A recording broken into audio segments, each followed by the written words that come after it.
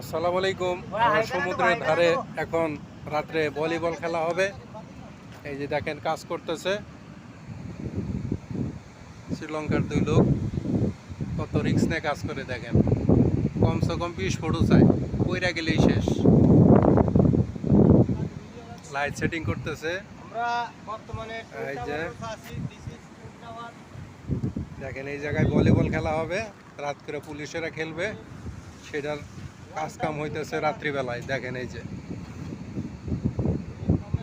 খুব খেয়াল করে, যদি পরে একবার জীবন শেষ।